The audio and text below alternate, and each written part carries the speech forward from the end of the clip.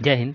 ध्यान दीजिए, क्वेश्चन है आपका ना, एक निर्देश दिया गया है कि निम्नलिखित जानकारी का अध्ययन कीजिए और निम्नलिखित प्रश्नों का उत्तर दीजिए। ठीक है, जिनमें आपको दिया गया है कि 5 व्यक्ति ए, बी, सी, डी और ई चेन्नई, दिल्ली, मुंबई, पटना और पुणे में अलग अलग शहरों में रहते हैं, लेकिन जरूरी नहीं कि समान क्रम में है। उनमें से प्रत्येक HCL, IBM, इन्फोसिस, TCS और विप्रो के बीच विभिन्न कंपनियों में कार्य करते हैं।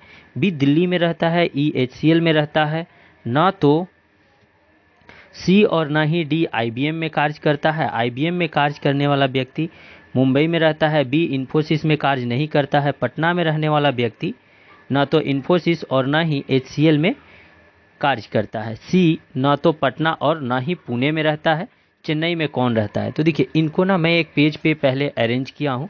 जैसे देखिए, CH4 यहाँ चेन्नई है, डी दिल्ली है, M मुंबई है, P पटना है, PU पुणे है। ये HCL, IBM, इन्फोसिस, TCS और विप्रो हैं। ठीक, सबसे पहले आपको बोला गया ना कि बी दिल्ली में रहता है, जो मैंने दिल्ली के सामने बी को रख लिया। ये नहीं मालूम है कि बी कौन से कंपनी में है। ठीक, उसके बाद आपको बताया गया है कि ई HCL में कार्यरत है, तो ई को HCL में रखे। हम लोगों को जगह नहीं मालूम था कि ई कौन से शहर में है।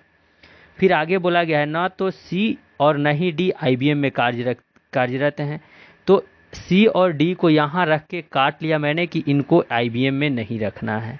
ठीक, जब ये IBM में नहीं रहेंगे तो इस ग्रुप के किसी शहर में नहीं आएंगे IBM वाले में।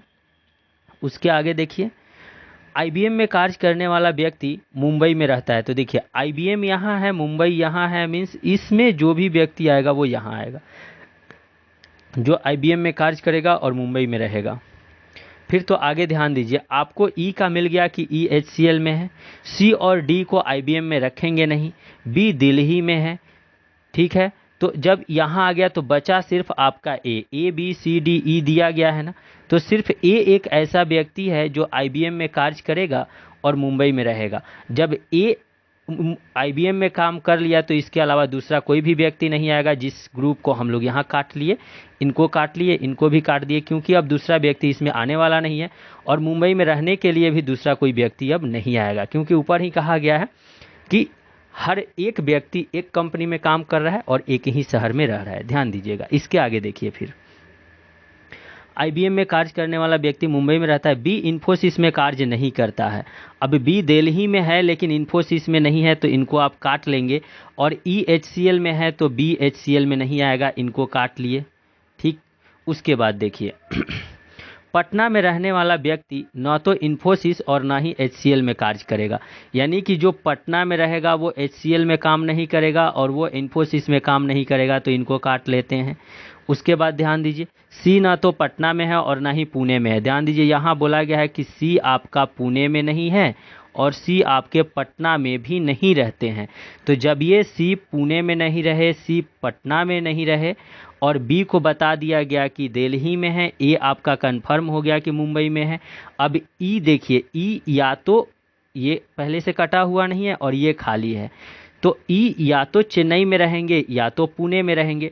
अब पुणे में सी नहीं रह सकता है, अगर यहाँ सी को रख लीजिएगा तो निश्चित ही यहाँ चेन्नई में रहना पड़ेगा ई को, लेकिन सी आपका पुणे में नहीं आएगा, तो बचा ये, तो सी आपका चेन्नई में आ जाएगा, ई आपके पुणे में आ जाएंगे। तो इस तरह से यहाँ मिलता है ना कि सी आपका पुणे में आ गया है। ठीक है, जब ये दो कटेंगे, ई यहाँ आ गया तो डी इसमें रहने के लिए आएगा। ठीक है, तो आपका पूछा गया कि चेन्नई में कौन रहता है, तो चेन्नई में रहने वाला व्यक्ति आपका सी है और यही आपका आंसर हो गया। उम्मीद करते हैं कि आपको समझ आया होगा। ठीक है, bye bye then, thanks for watching.